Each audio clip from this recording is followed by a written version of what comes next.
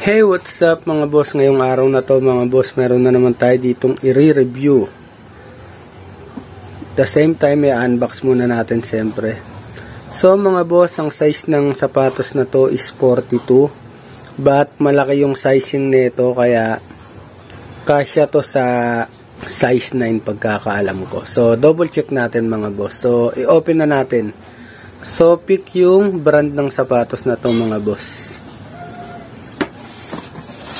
Yun, oh.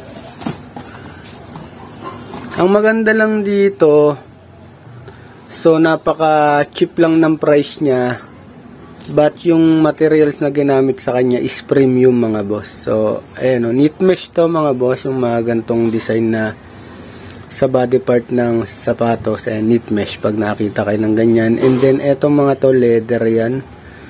Tapos yung kanyang outsole, ayan, may nakalagay na pick dyan, but yung materials na ginamit is rubber sole mga boss sa outsole nya.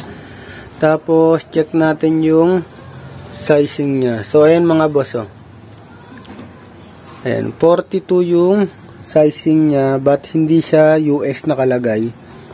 42 sa France. So sa US size 9 siya. Ayan, standard nya yan mga boss. So mga boss, etong sapatos na to mabibili nyo lang sa akin ng 2195. So jackpot na kayo, sa halagang 2195 meron na kayong original na fit na sapatos. Tapos ang maganda pa dito mga boss, napakakapit nito sa hardcourt, and then napaka ingay. So ang forma na nito, tapos yung kulay niya mga boss, yung colorway niya cool gray siya. So panalong panalo talaga. Ang retail price pa nito sa mga mall mga boss is 4,000 mahigit pa. So dito sa akin mga boss, mabibili nyo lang siya ng 2195. So mga boss, ipapatong natin sa kanyang box para mas makita natin yung and side by side nya. So mga boss, ito yung side nya. Ganyan yung design nya. Ayan, oh, gandong.